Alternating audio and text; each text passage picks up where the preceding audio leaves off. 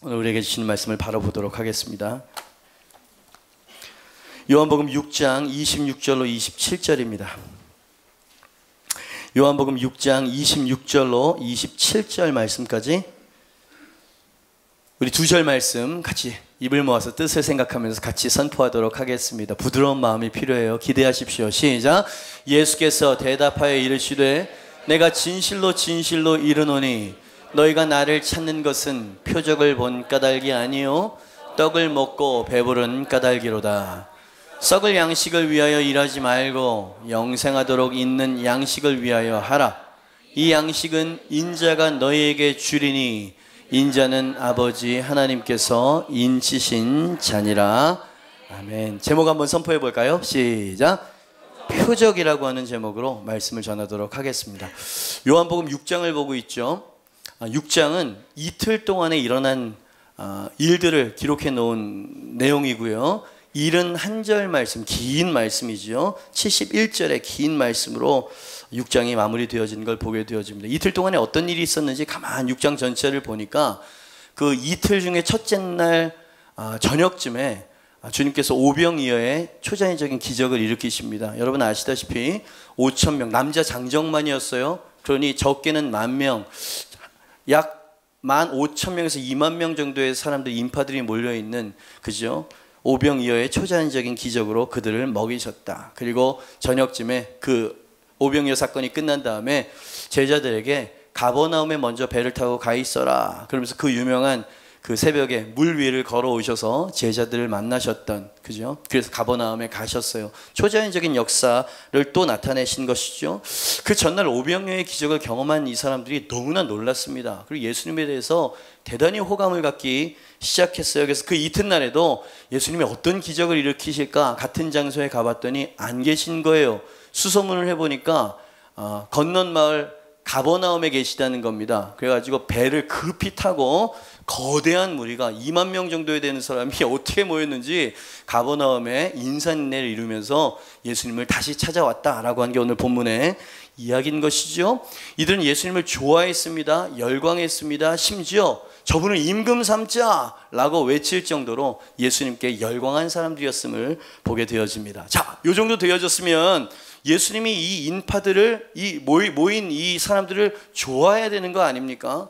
예수님이 이 땅에 오신 목적이 인류를 구원하는 것이고요, 하나님의 나라를 확장하는 것이 오신 목적이라면 자원하여 예수님을 따르고 섬기겠다고 하는 사람들을 규합해야 하는 것이에요. 그죠? 그들을 좋아해야 좋은 일로 여기셔야 할 텐데 예수님께서 보니까 썰렁한 말씀을 하십니다. 그 내용은 6장을 가서 쭉 보시면 어떤 말씀 하시는지 보게 되실 거고요.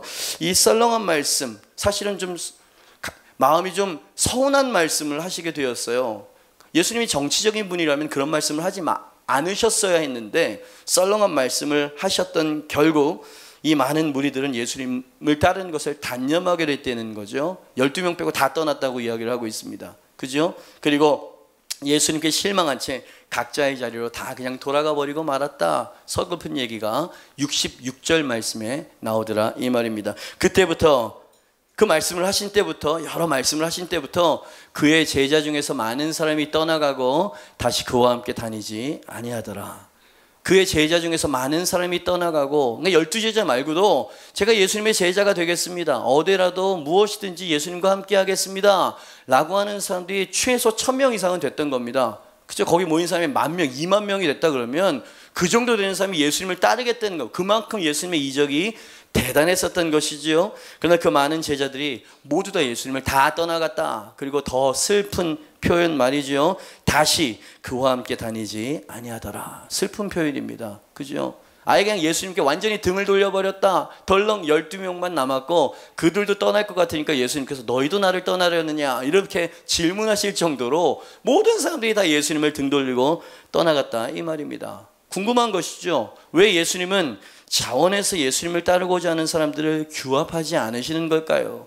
저들이 예수님을 떠난 이유가 무엇이었을까요? 그것을 예수님은 26절 말씀에 이렇게 표현하셨습니다. 예수께서 대답하여 이르시되 내가 진실로 진실로 너희에게 이르노니 너희가 나를 찾는 것은 표적을 본 까닭이 아니요 떡을 먹고 배부른 까닭이로다. 이런 묘한 이 말씀 계속 좀 올려주시고 이런 말씀을 하셨어요. 이게 무슨 말입니까? 이런 말이었던 것입니다. 너희가 나를 따르고 나를 임금 삼으려고 하는 이유는 마땅히 봐야 될 표적은 보지 못하고 표적은 놓친 채 떡으로 배부른 기적만을 원하기 때문에 나를 떠난 것이다. 예수님께서 그렇게 말씀하셨던 것이지요. 이 표적을 예수님께서 뭔가를 보여주길 원하셨어요. 이 표적을 보지 못하게 되어지면 결코 너희는 날 따라올 수 없어. 그냥 예견되어진 결과가 고스란히 드러나게 됐었을 뿐이다. 예수님은 그렇게 판단하고 계셨던 것이죠. 이 사람들은 어떤 사람들입니까? 표적의 겉모양만을 본 사람들, 예수님께서 표적을 보이신 이유와 목적을 놓친 사람들, 올바른 것을 봐야 하는데 비껴난 것을 바라보면서 열광했었던 사람들, 예수님께서는 이게 떠나간 이유였다고 말씀을 하셨고요. 예수님께서는 그런 사람들을 사실은 기뻐하지 막 붙잡지 않으셨잖아요. 기뻐하시지 않는다는 말씀을, 마음을 우리에게 보여주고 계신 것이지요. 그렇다면 우리는 궁금해지는 것입니다. 본론으로 들어가려고 하는 것인데요. 예수님께서 오병이어의 기적을 통해서 보이시길 원하셨던, 보이고자 하셨던 그 표적의 의미가 뭐냐? 그게 질문이 되어지는 겁니다. 오늘 이 본문 말씀은 우리 그 질문을 딱 던지는 거예요. 그들이 보지 못했던 그 표적이라는 것은 도대체 어떤 것이었을까? 1번입니다. 같이 한번 읽어볼까요? 시작. 표적의 목적은 기적이 아니라 하나님의 나라다 라고 주님께서 지금 말씀하시고 계시는 거예요. 저를 한번 보십시오. 저 많은 무리들은요, 예수님을 통해서 일어난 기적을 보고 경험한 사람들이었어요. 예수님에서 무관심한 사람이 아니었고 예수님을 알 뿐만 아니라 그 기적을 경험한 사람들이었어요. 그리고 예수님께서 친히 불려내신 오병이어로 만들어내신 그 떡과 물고기를 직접 먹은 사람들 아닙니까? 기적을 경험한 사람들이었다 이 말입니다. 14절 말씀에 그 사람들이 예수께서 행하신 표적을 보고 봤어요. 말하되 이는 참으로 세상에 오실 그 대단한 하나님의 선지자가 아니냐라고 그렇게 말했다는 것이죠. 그렇습니다. 저들은 하늘의 표적을 보고 경험한 사람들이었다. 근데 예수님의 견해는 아니 너희는 아직 표적을 보지 못했어 이렇게 말씀하시는 거예요. 뭔가를 보여주고 싶은데 그걸 못 본 겁니다. 현상만을 보고 있는 것이지요. 주님께서 말씀하시는 게 자꾸 궁금해지는 겁니다. 왜 그들은 경험하고 봤는데 보지 못했다고 말씀하시는 걸까요? 표적이 뭔지를 그들이 몰라서 그래요. 제가 다음과 네이버 검색창에 표적이라고 하는 단어를 쳐보았습니다. 뭐라고 적혀 있었냐면 징후, 신호, 표지로 삼는 표 이렇게 쓰여져 있었어요. 그러니까 표적이란 어떤 기적 자체가 아니라 기적을 통해서 기적의 목적과 의미를 드러내는 본뜻, 이해가 되시면 아멘 하시길 바랍니다. 그러니까 표적이 기적이라고 하는 현상 뒤에 숨어 있었던 거예요.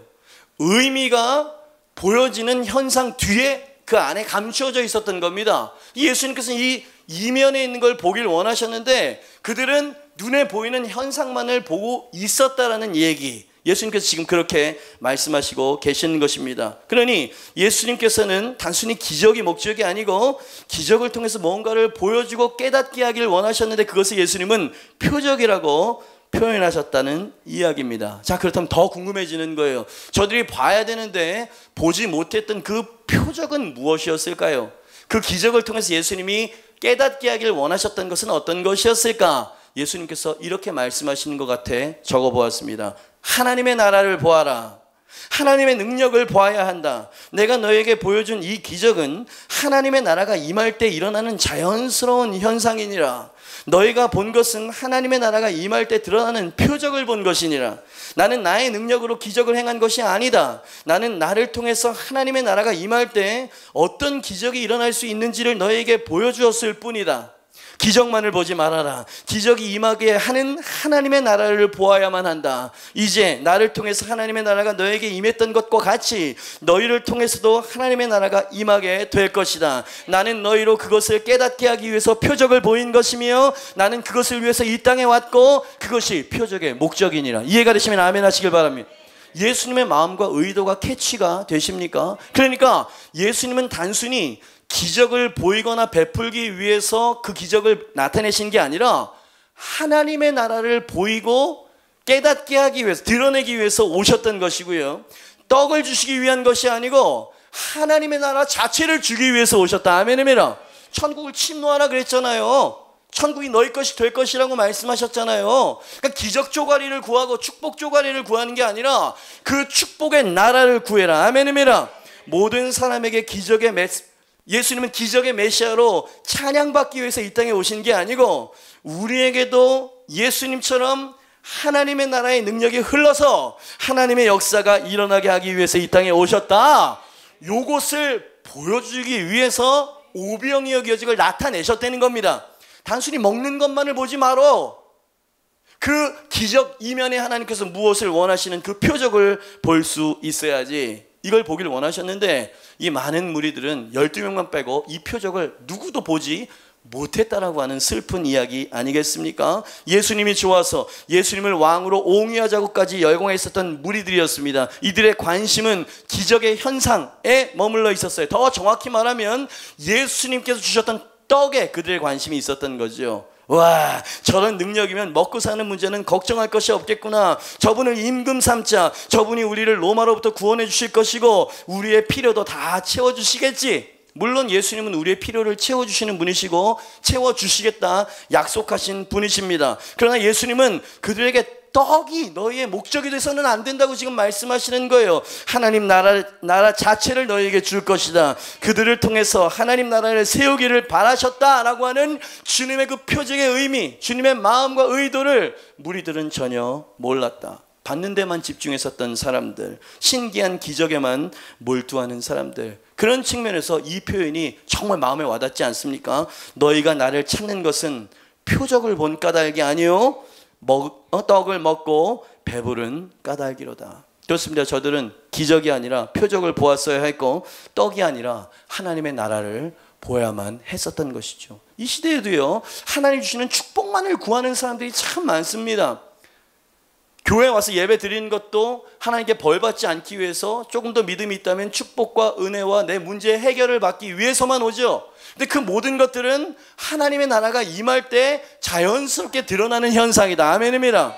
만약 저들이 예수님이 표적을 보이셨다, 하나님의 나라의 능력을 보이셨다고 하나님 나라만 임할 수 있다면 언제라도 오병이어와 같은 초자연적인 기적이 나타나겠구나. 그러면 단순히 떡만을, 나의 필요만을, 기적만을 구할 것이 아니라 그 모든 기적이 실현되게 만들어줄 하나님의 나라를 구하자, 이렇게 되길 원하셨던 거예요. 주님은 이렇게 나오기를 원하셨는데 그들은 예수님께 나아가면 오늘은 떡이고 내일은 무슨 쌀떡이고 내일 그 다음날 카스테라고 맨날 받을 것만을 생각하는 사람들, 주님께서는 이런 사람들을 원치 않으신다고 말씀하셨고, 너희가 그런 것만을 원한다면 내가 그것을 받는 방법, 십자가를 져야 하고 희생해야 하고 섬김으로 높아지고 이런 메시지를 전하면 너희가 나를 어떻게 따라올라 그래? 그러니까 주님께서 이런 말씀을 하시니까 사람들이 자기의 기대와 어긋났던 겁니다. 여러분, 교회는 그런 것이 아니에요. 예? 물론 하나님 나라 안에는 모든 풍성한 것들이 있지만 주님께서는 그것이 목적이 되면 안 된다라고 우리에게 분명히 말씀하셨습니다. 예수님께서 저 유명한 마태복음 6장 33절 말씀에 같이 한번 읽어보죠. 시작. 그런즉 너희는 먼저 그의 나라와 그의 의를 구하라. 그리하면 여러분 아멘이십니까? 왜 먼저 하나님의 나라와 의를 구하라고 말씀하신 것이죠? 간단합니다. 하나님 나라 안에 이 모든 것이 담겨져 있기 때문에. 사도 바울도 교회 다니고 하나님을 섬기는 목적이 하나님 축복을 받고 더 기름 부으심을 받고 더 하늘의 것들을 받고 이것만 생각하니까 사도 바울이 하나님 나라는 그런 나라가 아니야 라고 하면서 로마서 14장 17절 말씀에 이런 빨간 글씨만 읽어보죠. 시작. 하나님의 나라는 먹는 것과 마시는 것이 아니야 라고 말씀하십니다. 가난하다는 얘기입니까? 아니에요. 하나님의 나라가 임할 때 돌파가 일어납니다. 번성이 일어납니다. 놀라운 축복의 문도 열리게 되어집니다. 근데 그것만 쫓는 것을 하나님께서는 원치 않으세요. 선물이 좋은 거예요. 그러나 선물을 주는 분과의 관계가 더 중요한 거 아닙니까? 그죠? 주님께서 지금 그 얘기를 하고 계시는 거예요. 여러분의 신앙관은 어떠십니까? 왜 교회 나오시고 주님을 믿으시죠? 수많은 무리들은 예수님이 일으키시는 황홀한 기적과 축복의 떡만을 주목했다. 우리 자신의 모습과 좀 비슷한 것 같습니다. 우리가 이 신앙생활하면서 곁에 있는 또 제 자신도 마찬가지고요. 기도하는 걸 들어보면 알아요. 뭘 구하는지를 보면 이 사람이 지금 하나님 나라를 구하는지 아닌지를 알 수가 있고요. 또 울고 웃는 이유를 가만 보면 이 사람이 정말 원하는 게 뭔지가 드러나는 법입니다. 예배 시간에 하나님 나라 이것과는 상관없어. 문제 앞에서 시련 앞에서 뭘 구하고 있는지를 보면 이 사람의 진짜가 드러나죠. 부인할 수 없는 것은 대부분의 사람들이 울고 있는 이유가 무엇을 먹을까, 무엇을 마실까, 무엇을 입을까에 관한 것들임을 봅니다. 여러분, 저는 이런 것들이 필요 없다고 말하는 게 아니에요. 만약에 이런 것들이 필요 없는 거라면 오병이어의 기적을 일으키지 않으셨을 겁니다. 그리고 일용할 양식을 주시옵소서 기도하라고 우리에게 기도문을 가르쳐 주시지도 않으셨을 거예요. 그러나 그것이 목적이 아니라는 이야기죠. 그것이 표적이 되어서는 안 된다. 예수님 말씀하십니다. 너희의 필요를 내가 채워줄 것이다. 그러나 그것을 얻는 것이 목적이 되어서는 안 되는 거야. 그것을 주시는 분을 의지해라. 그것이 주어지는 나라를 먼저 찾아라. 그것이 나의 뜻이고 그 안에서 너희가 원하는 모든 것을 얻을 것이며 그것이 나의 표적이니라. 하나님 나라라고 하면 언젠가 죽어서 갈 천국, 그 하나님 나라를 생각하지 마십시오. 주님께서는 지금 이 땅에서 현실 가운데 임하는 하나님의 나라에 대해서 이야기를 하는 거예요. 아멘입니다. 그 하나님의 나라가 임하기를 사모해라, 간구해라, 침노해라. 그런 마음을 담아서 그 유명한 말씀을 하셨던 거예요. 너희는 먼저 그의 나라와 그의 의를 구해라. 그러면 이 모든 것을 얻게 될 거라고. 이 순서가 바뀌면 아무리 구해도 얻기가 어렵습니다. 그죠? 순서를 바로 하고 계십니까? 버트 목사님이라고 남아공의 뉴사운드 아주 사랑하죠. 버트 목사님께서 이런 뼈있는 유머러스한 예화를 하셨던 것이 기억이 났습니다. 어떤 믿음 좋은 성도가 하나님께 뭔가를 간구했어요. 하나님, 제게 자동차를 좀 주십시오. 그랬더니 하나님 물으셨다는 거예요. 왜 자동차가 필요한데? 그랬더니 이 사람이 하는 얘기가 제 전도 대상자를 매주마다 실어 나르기 위해서는 자동차가 필요해요. 그래서 하나님께서 자동차를 주셨다는 얘기입니다. 초자연적인 방법으로. 그러면서 이 버트 목사님이 이렇게 말씀하셨어요. 여러분, 이것이 하나님의 나라와 그 뜻을 먼저 구하는 삶입니다. 자, 목적이 있는 거죠. 그죠? 하나님께 뭔가를 구하는 목적과 이유가 분명한 거야. 그렇게 사십니까? 그렇게 구하십니까? 그죠? 우리는 이 2만 명의 무리와 비슷한 사람들이에요. 어쩌면 하나님의 나라보다 내가 원하는 것들을 막 자꾸 구하는데 하나님 자꾸만 헌신만 하래요. 그죠? 내게 주시는 게 아무것도 없는 것처럼 여겨질 때가 있죠. 그죠? 그래서 감사가 아니라 원망과 불평이 우리 마음 가운데 스물스물 일어나게 되어지고요. 결국 주님을 떠나게 되어지는, 너무나 비슷하지 않습니까? 싱크로율 100%예요. 이 시대 우리를 바라보면 말이죠. 너희가 나를 찾는 것은 표적을 본 까닭이 아니요 떡을 먹고 배부른 까닭이다. 그렇습니다. 저들은 기적이 아니라 표적을 보아야 했습니다. 현상이 아니라 의미를. 그러니까요, 여러분, 늘 은사 받고 기름 부음 받고 쫓아다니는 사람들, 여러분, 은사를 제가 기름 부으시면 무시하는 사람, 전 기름 부으시면 없으면 사역을 못합니다. 근데 늘 쫓아만 다니는 사람들이 있어요. 에? 하나님의 뜻을 이루려고 하지 않고요, 하나님께서 보여주시는 표적에 집중하지 않아요. 그냥 더 큰 것, 더 자극적인 것들만은 계속 쫓아다니는 사람들은 사실은 올바르지 않습니다. 주님께서 우리에게 요구하시는 삶이 아니잖아요. 떡이 아니라 하나님의 나라를 보아야 한다. 저들은 그랬을지 몰라도 여러분들은 어떤 것보다 하나님의 나라를 구하시길 바랍니다. 여러분, 하나님의 나라는 가난한 나라가 아닙니다. 하나님의 나라는 병약한 나라가 아님을 여러분 믿으시길 바랍니다. 하나님의 나라는 승리의 나라요, 돌파의 나라요, 정복과 번성의 나라임을 믿으시길 바랍니다. 기적이 필요한 사람 아멘 하시길 바랍니다. 그럼 먼저 하나님의 나라를 구하십시오. 그러면 이 모든 것을 당신은 경험하게 될 것입니다. 오병이어의 기적을 일으키신 예수님이 약속하고 분명히 선포하셨어요. 이건 같이 한번 크게 선포하도록 하겠습니다. 마태복음 6장 31절에서 33절 시작. 그러므로 염려하여 이르기를. 염려하시는 분 계세요? 세상 일 때문에? 빨간 글씨 시작. 무엇을 먹을까, 무엇을 마실까, 무엇을 입을까 하지 말라. 이는 다 이방인들이 구하는 것이라. 너희 하늘 아버지께서 이 모든 것이 너희에게 있어야 할 줄을 아시느니라. 그런즉 너희는 먼저 그의 나라와 그의 의를 구하라. 그리하면 하나님이 우리에게 필요한 것을 이미 다 알고 다 준비하고 계십니다. 그러니까 그 하나님의 나라를 구해라. 그러면 하나님께서 이 모든 것을 너희에게 더하여 주실 것이다. 이걸 믿으셔야 됩니다, 여러분. 너무 똑똑하셔서 하나님의 말씀을 믿지 못할 정도로 똑똑해지시면 안 돼요. 이 말씀을 정말 신뢰하기 위해서는 세상을 거스리는 믿음이 필요합니다. 세상의 어떤 것보다 하나님의 말씀을 신뢰할 수 있는 여러분 되시길 바랍니다. 오병이어 기적을 통해서 보이기 원하셨던 두 번째 표적에, 너희는 표적을 보지 못했어. 표적의 진정한 의미가 어떤 것일까? 마지막입니다. 같이 한번 읽어보죠. 시작. 너희가 하나님의 나라를 임하게 해라. 이게 표적, 그 기적을 일으키신 목적이었어요. 오병이어의 기적을 다른 각도에서 목격한 마태복음에도 기록되어 있거든요. 근데 다른 각도로 해석을 했어요. 이 기적을 일으키신 목적이 마태에게 어떻게 보였냐면 마태복음 14장 15절에서 19절 제가 읽습니다. 저녁이 되매 제자들이 나와 이르되 이것은 빈들이요 때도 이미 저물었으니 무리를 보내어 마을에 들어가 먹을 것을 사 먹게 하소서. 이게 상식입니다.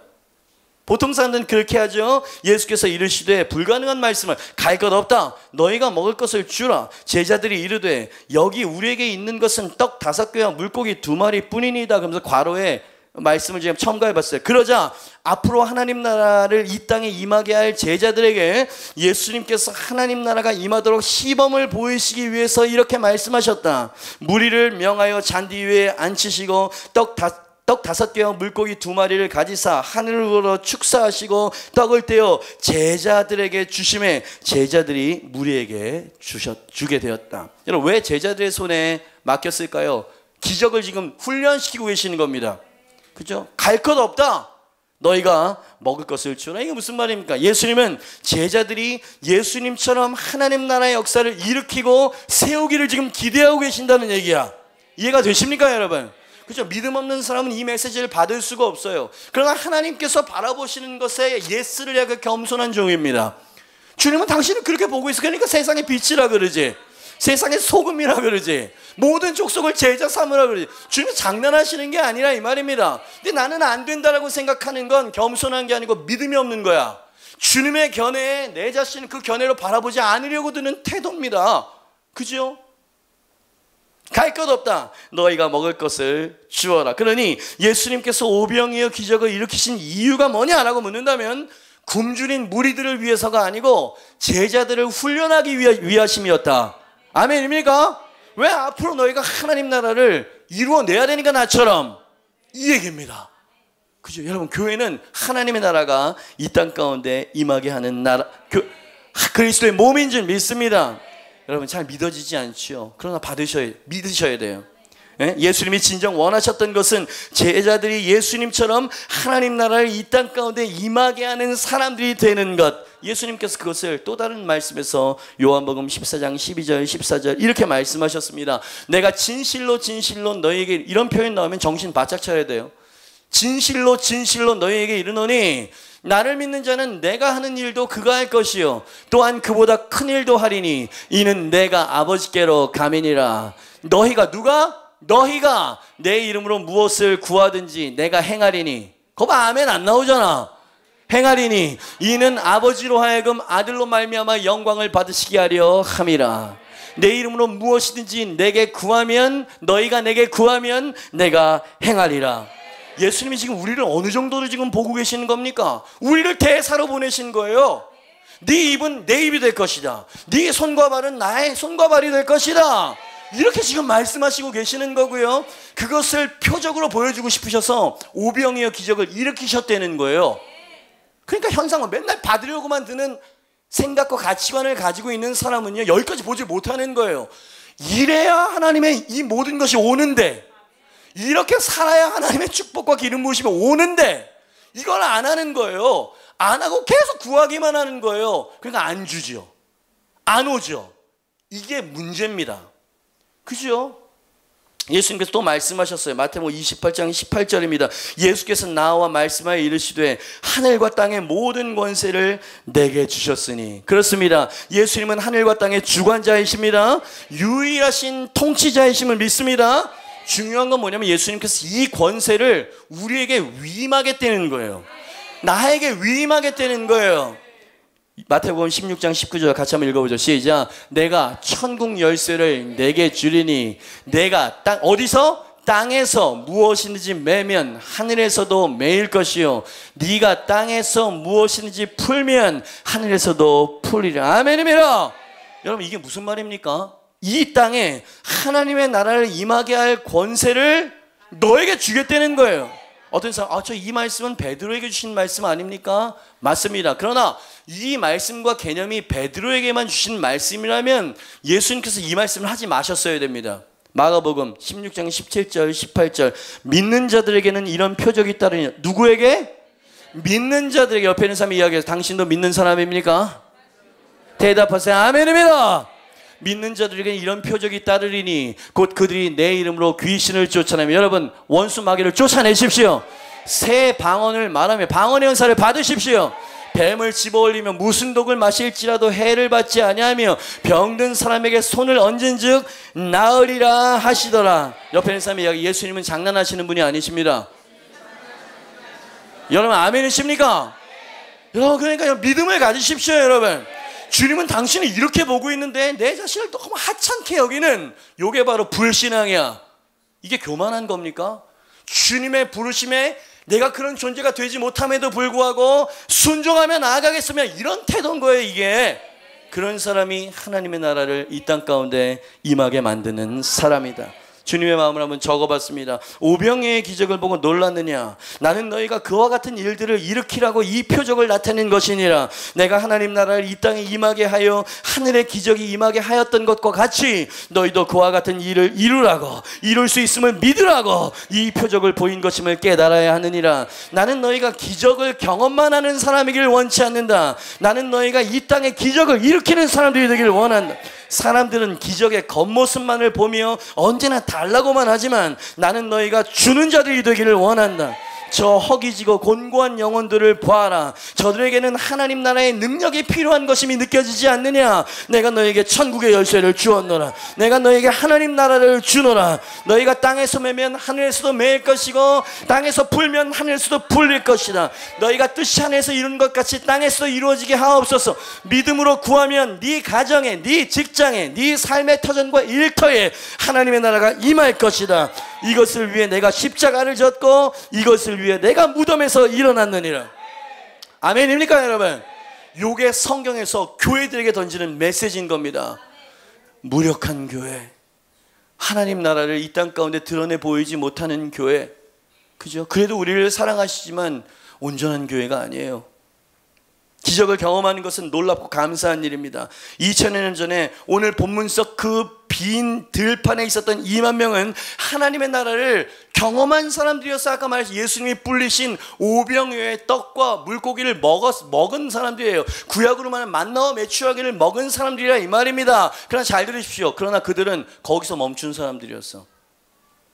더는 하나님의 나라가 지속적으로 임하게 할 수 없었던 사람, 임할 수 없었던 게 아니라 그들이 떠난 사람들이 되고 말았다라고 하는 슬픈 얘기입니다.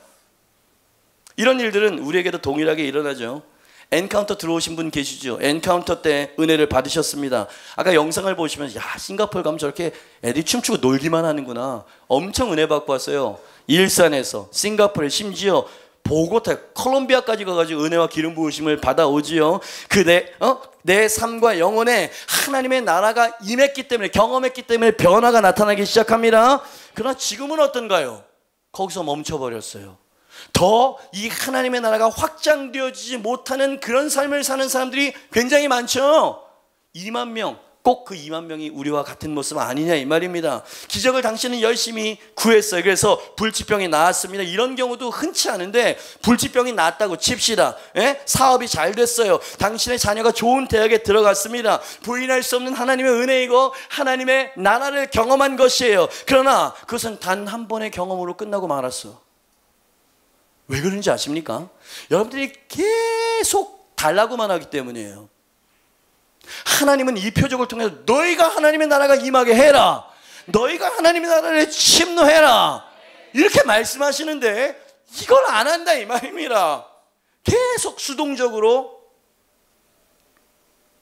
끊임없이, 여러분 이런 경우 경험해 보셨어요? 끊임없이 능력과 기적과 기름 부으심을 구하지만 그때뿐인 심령을 느껴본 적이 있을 겁니다. 그때뿐이에요. 그러니까 좀 더 강한 데를 자꾸 찾아가는 거예요. 좀 더 강한 기름 부으시고 좀 더 좋은 메시지가 있는 것을 자꾸 찾아다니는 거예요. 나쁜 것은 아닌데 당신은 무엇을 하기 위해서? 그죠? 뭔가 목적이 잘못됐다는 이야기예요. 부흥회를 해도 그때뿐입니다. 컨퍼런스를 다녀와도 무가치하다고 말씀드리는 게 아니에요. 그런 불이 없으면 우리는 완전히 떠나가게 될 것입니다. 그러나 계속 지속되어지지가 않아요. 근근히 버텨요. 성경에서는 인내를 이야기를 하는데 그 인내가 떠밀려간 상태로 그냥 방치되어지는 걸 말하는 게 아닌 거예요. 이 하나님의 나라를 돌파하기 위한 장애물을 만났을 때 그것을 참아내는 인내를 말하는 거지, 계속 떠밀려가는 걸 말하는 게 아니라 이 말입니다. 여러분, 이런 영혼들에게 필요한 것은, 잘 들으십시오, 이렇게 무언가를 계속 구하고 찾지만 늘 허한 영혼으로 살아가는 사람에게 필요한 것은 아이러니하게도요, 이건 정말 아이러니하게도요, 받는 게 아니라 드리는 태도가 필요합니다.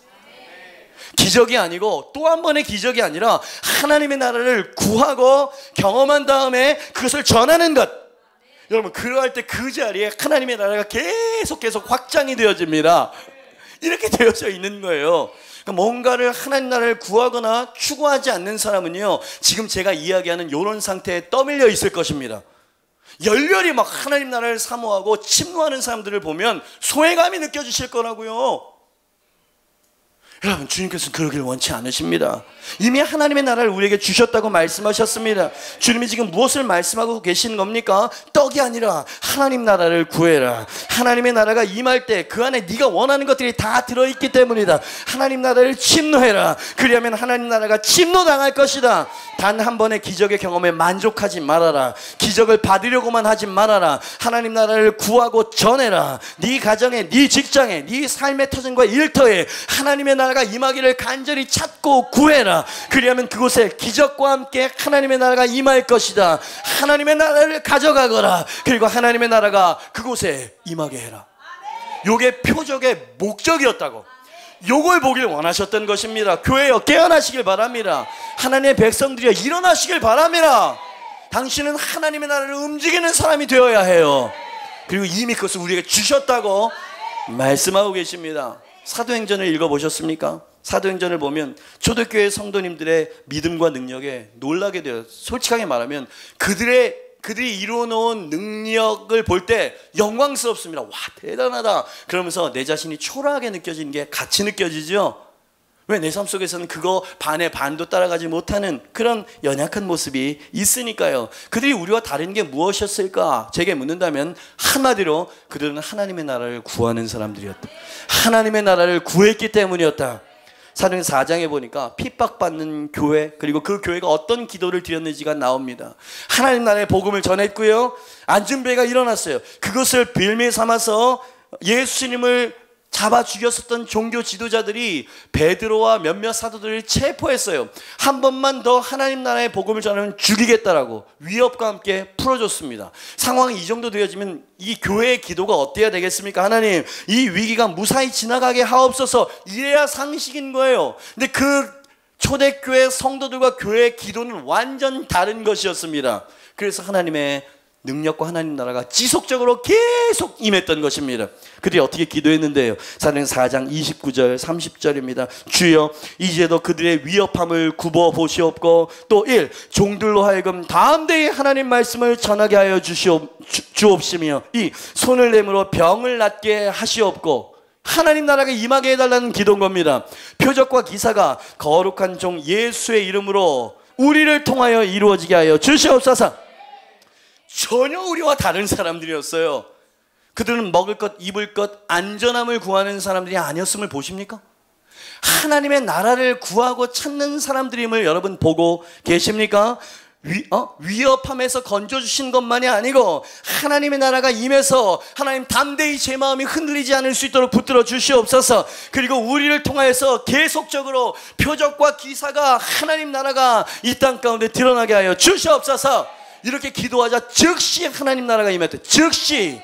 여러분 29절 30절 읽으셨죠? 31절 말씀을 읽어드리도록 하겠습니다. 빌기를 다음에 모인 곳이 진동하더니 다 성령이 충만하여 담대히 하나님 말씀을 전하게 되었다. 저를 한번 보시죠. 시리어스하게 여러분에게 말씀드립니다. 우리가 뉴사운드 가족입니까? 여러분 진짜 교회가 되어야 될 줄 믿습니다. 승리하신 그리스도의 승리하는 몸이 되어져야 되는 거예요. 여러분 이 초대교회 성도들은요, 기적을 일으키는 사람들이었지만 기적을 추구하는 사람들이 아니었어요. 하나님 나라를 추구하는 사람들이었습니다. 위기와 장애물을 피하려고만 하는 사람들이 아니었어요. 하나님 나라의 능력으로 돌파하겠다고 분연히 일어나 싸우는 사람들이었다. 저들은 하나님의 나라를 임하게 하라라고 하는 예수님의 표적을 이해했었던 사람들이었고요, 이들이 가는 곳마다 하나님의 나라가, 하나님의 정복이, 하나님 나라의 확장이 그들과 함께 따라다녔던 것이다. 여러분 성령이여 임하옵소서. 주의 영광을 위해서 불타오르고 사용하여 주시옵소서. 어떻게 그렇게 되냐면 하나님 나라를 추구하십시오. 하나님 나라를 구하십시오. 하나님 나라를 전하십시오. 그러려면 하나님 나라를 먼저 경험해야 되는 거예요. 종교적이 되지 마십시오. 종교는 절대로 우리에게 생명을, 자유를 가져다 주지 못합니다. 여러분 오늘 그 땅이 진동했다고 했어요. 오늘 여러분의 삶 가운데, 여러분의 신앙 가운데 땅이 진동하는 역사가 있기를 축복합니다. 하나님의 축복만이 아니고 하나님 나라가 임하게 하겠노라고 결단하셨다면 주님 모두 다 성령의 충만함을 받아 담대하게 하여 주시옵소서. 이것은 불가능한 일이 아니다. 저를 한번 보시죠. 저를 한번 봐주세요. 여러분 이것은 불가능한 일이 아니에요. 앞에 있는 천목사만에게 주신 명령이 아닙니다. 여러분 계시록에 보니까 하나님의 보좌로부터 강물이 흘러온다 그랬어요. 근데 이 강물이 닿는 곳마다 죽은 것들이 살아나고 소성케 되어지고 결실케 되어진다라고 하는 그 보좌로부터 흐르는 생수, 강물에 대해서 이야기를 합니다. 그죠? 근데 신약에서 예수님이 그 강물은 성령님이라는 거예요.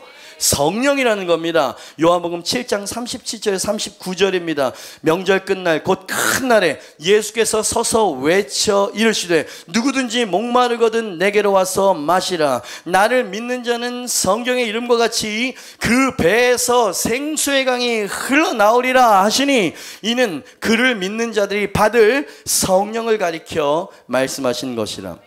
자, 저는 보시죠. 성경의 선언을 정리해 봅시다. 예수 믿는 우리들 안에 성령님이 우리 몸을 성전 삼아 내주하시고 거하십니다. 근데 그 성령님은 보좌로부터 흘러와서 닿는 모든 것마다 소성케 하고 살리는 생명수가 성령님이야. 근데 그분이 우리 안에 사신 겁니다. 그 성령께서 우리 안에서부터 흘러나오시기 시작하신다는 거예요. 안으로부터 밖으로, 보이지 않는 곳에서 보이는 곳으로, 내 마음이라고 하는 작은 처소에서 내 가정으로, 내 직장으로, 이 도시로, 열방으로. 이거예요 지금. 이것을 저는 예수님의 표적이라고 말씀을 드리는 거고요, 그것이 내가 너에게 표적을 나타낸 목적이야. 너희가 이것을 봐야 하고 이 부르심에 예스라고 이야기를 해야만 하는 것이. 여러분 우리 주변에 급격한 회심과 변화를 경험한 사람을 한둘 정도는 보셨을 겁니다. 갑자기 인생이 확 뒤집어졌어요. 갑자기 신앙에 열정적인 사람들, 그들 안에 터져나는 생수의 강물을 보신 것입니다. 막을 수가 없어요. 이 사람이 가는 곳마다 하나님 나라의 분위기가 막 일어납니다. 하나님에 대한 관심과 열망이 막 일어나기 시작합니다. 심지어 이 사람과 함께 능력도 흘러가. 하나님의 나라가, 생수가 흘러가고 있는 중, 이 사람은 하나님의 나라를 쫓아가는 사람이고요, 하나님의 나라를 침노하여서 침노 얻은 사람의 모습을 보시는 것. 그런 사람이 되길 원하십니까? 먼저 그의 나라와 그의 의를 구해라. 여러분 마음 안에 패배주의 영이 없기를 바랍니다. 안 된다라고 하는 여러분 이 불신앙의 영이 없기를 바랍니다. 당신은 왕같은 제사장이에요 여러분. 그러니 결론입니다. 떡이나 필요한 것을 얻는 것에만 집중하지 마십시오. 하나님의 나라에 집중하십시오. 그건 제게 너무 어렵나요? 말씀을 제가 소개할 너무 긴, 너무 많은 설교를 작성할 수 있는 내용들이 6장 안에 가득 차 있었어요. 이 말은 너무나 어렵도다. 사람들이 이 메시지를 듣고 그렇게 말했어요. 예수님께서 뭐라고 말씀하시냐면 이 메시지가 너에게 걸림이 되느냐 이렇게 말씀하셨어요. 그렇죠. 많은 사람들이 걸림이 됐습니다. 이런 삶을 살라 그러면 믿음 좋은 성도들은 노력해 보겠습니다 라고 이야기하지 아멘이라고 대답하지를 않아요. 이 시대 성도들이. 여러분 지금 표정들도요, 나랑은 상관없다는 표정들 눈빛을 볼 때마다 저는 슬퍼집니다. 그건 겸손이 아니에요. 직무유기입니다. 한 달란트를 땅에 묻어둔 사람, 이 사람에게 예수님이 뭐라고 말씀하실지 기억나십니까? 악하고 게으른 종이라고 말씀하셨다는 걸 기억하세요. 저는 축복하길 원하는데 자꾸 왜 이런 메시지가 나가는지. 이게 축복이에요. 여러분의 양심이 그 말이 옳다는 것을 느끼고 있어요. 한 번의 기적으로 끝나는 인생이 되지 마시길 바랍니다. 끊임없이 하나님의 나라를 경험하는 사람이 되기를 결단하시길 바랍니다. 무엇을 먹을까, 무엇을 마실까, 무엇을 입을까만 구하는 2만 명의 사람들과 같이 되지 마시길 바랍니다. 가는 곳마다 하나님의 나라가 임하게 하는 사람이 되시길 바랍니다. 주일날마다 항상 와가지고 저한테 인사하는 성도가 하나가 있어요. 예? 아직 셀리더는 아닌데 저를 좋아하고 이 교회를 참 좋아합니다. 와가지고 인사하고 이제 가는데, 목사님 제가 감기 몸살이 좀 심하게 걸렸는데 목사님 기도받으면 나을 것 같아요. 그래서 제가 앉아. 바로 그 자리에서 예수 그리스도의 이름으로 이 감기 몸살은 떠나가고 회복될지어다. 제가 믿음으로 선포했습니다. 그리고 그날 예배가 마치고 저녁에 카톡이 왔어요. 목사님 완전히 나았습니다. 여러분, 제 능력을 말하는 게 아니에요. 여러분, 그래요. 저는 하나님의 나라를 선포했습니다. 하나님의 나라를 구했습니다. 여러분, 그래야 하나님의 나라가 임할 거 아닙니까? 그죠? 하나님 주시옵소서. 안 돼도 어쩔 수 없죠 뭐. 전 여러분이 강한 성도들이 되길 바랍니다. 당신의 주변을 바꾸는 사람이 돼서. 우리 찬양팀 나오시고요. 이 열방교회 이성박 목사님께서 이런 말씀을 하셔서 이것을 결론적으로 여러분과 말씀을 드리고 기도하기를 원합니다. 뭐라고 말씀하셨냐면 정말 잊혀지지 않을 예화였어요. 사람의 인생은 점이 아니고 선이라는 거예요. 그래서 우리의 삶을 살아가는 데 있어서 점이 찍혔다, 이건 죽은 거야. 인생이라고 하는 삶이 그저 멈춤없이 계속 선으로 이어져야 되는데 점이 찍혔다는 건 죽었다는 이야기를 의미하는 게 아니냐는 거예요. 그래서 뭐라고 말씀하시면 신앙도 선이어야 한다, 선이다 라고 말씀. 우리의 삶과 함께 우리 믿음과 신앙이 선으로 쭉 그어지는 것과 같다는 거예요. 그런데 우리 신앙을 목회를 하면서 이렇게 보니까 많은 성도들의 삶에 이 선을 한번 체킹하려고 이렇게 보니까 선이 이어지기는커녕 그냥 뜨문 끊어졌다 이어졌다 끊어졌다 이어졌다 점들이 너무나 많다는 걸 발견했다는 거예요. 그래서 언제 자꾸 이렇게 끊어지는가? 왜 점이 되었나 보니까 힘들 때, 돈이 없을 때, 시험 들었을 때, 영적 침체가 왔을 때, 첫사랑을 잃어버렸을 때 선이 끊어져 있더라는 거예요. 그러다가 수련회나 컨퍼런스, 오늘 같은 이런 메시지를 듣고 예배에서 은혜를 받았어요. 컨퍼런스 같은 데 은혜를 받았어요. 그래서 조금 이어진 듯 싶다가 또 이어지고 끊어지기를 계속 반복하는 인생. 그래서는 안 된다는 거예요. 우리의 이 신앙의 선이, 하나님과의 관계의 선이, 하나님의 나라가 이어져가는 이 선이 끊어지지 말게 해야 한다고 말씀하셨습니다. 멈춰서는 안 됩니다. 여러분, 어떤 어려움과 고통이 있더라도 이 선이 끊어지게 해서는 안 된다. 내 인생과 신앙의 선이 끊어지는 점이 되는 순간은 내 숨이 멎는 순간이어야 한다. 이성박 목사님께서 말씀하셨어요. 그리고 저는 울었습니다. 왜냐하면 제 인생에 하나님을 의지하는 이 믿음의 선이 끊어지는 순간들이 너무나 많았거든요. 당신은 아주 두꺼운 선으로 시작을 했었을지 몰라요. 그분을 기대했고요, 그분을 사랑했습니다. 그러나 그 선이 끊어지기 시작해요. 그래서 이 교회로 옮겨왔어요. 그냥 여기서도 끊어질 것 같아요. 그래서 다른 교회를 또 2만 명처럼 그렇게 하시겠습니까? 언제까지 점점점점으로 점선으로 사시겠어요? 그래. 왜냐면 이번에 제가 싱가포르에 가서 진짜 많이 울었는데, 싱가포르에서 가장 영향력 있고 큰 교회 목사님, 그분은 불같은 분이십니다. 자기가 자기 스스로를 말할 때 저는 아주 강한 사람입니다, 저를 반대하는 사람을 반드시 설득해서 내 편을 만드는 그런 사람입니다. 열정적으로 열방을 막 추수해내는 아주 어마어마한 거장한 분이 계신데, 그분이 올해 초에 느닷없이 보고타에서 그런 말씀을 하셨대요. 내 종아, 네가 싱가포르에 대한 꿈을 잃어버렸다는 것을 생각해 본 적이 있니? 이렇게 말씀하셨다는 거예요. 싱가포르에 하나님의 나라가 임하게 하자 그러면서 막 그냥 먹는 거 쉬지도 않고 그 꺼지지 않는 열정으로 살았는데, 어느 순간인가 자기와 함께 하겠다고 하는 목회자들이, 성도들이 막 떠나기 시작했고, 내가 이런 사람들에게 헌신해서 뭐하나, 어떤 위원장 자리를 내려놓기 시작하면서부터 자기는 다른 방향으로 열심히 했겠죠, 잊어버리면서. 근데 하나님은 말씀하시는 거예요. 너가 그때 선이 끊어졌을 그때 싱가포르의 부흥도 끊어졌다는 걸 아니? 이 얘기를 듣는데 뉴사운드가 생각이 났어요. 아니, 제 자신이 생각이 났다고. 하나님 끊어지고 싶지 않은데 더 나아갈 힘이 없어요. 여러분의 이야기는 아니십니까? 너무나 마음이 아파요. 떠밀려가는 성도들 볼 때마다 어떻게 도와줘야 되지? 그리고 너무나 많아요. 우리 셀리더들과 셀에서 이 하나님의 나라가 임해서 정말 모일 때마다 충만하고 기쁘고 행복한 이런 일들이, 간증들이 좀 넘쳐났으면 좋겠는데, 끊어진 점들이 선이 됐으면 좋겠는데, 그렇지 못한 이야기들, 모습들을 볼 때마다 막 너무 아파요. 여러분, 오늘 말씀을 통해서 깨달으십니까?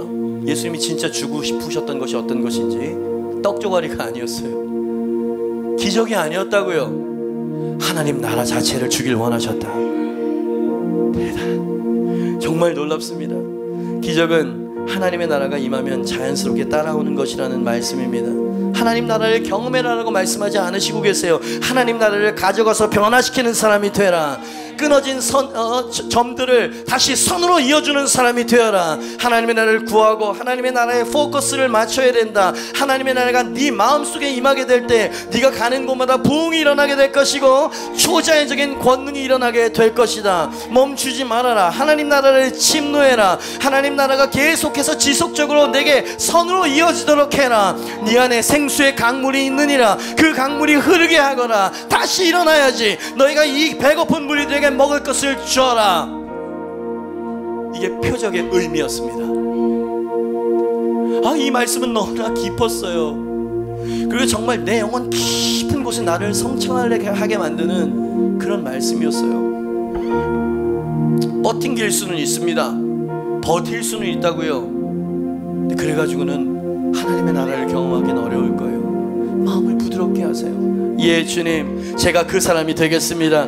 하나님 나라를 구하며 하나님 나라를 임하게 하는 사람이 되겠습니다. 믿음과 헌신의 선이 끊어지지 않게 하겠습니다. 제게 주신 하나님의 나라를 받겠습니다. 하나님 나라를 임하게 하는 사람이 되겠습니다. 내 안에서부터 생수의 강물이 터져나게 하시고 하나님의 나라가 임하게 하여 주시옵소서.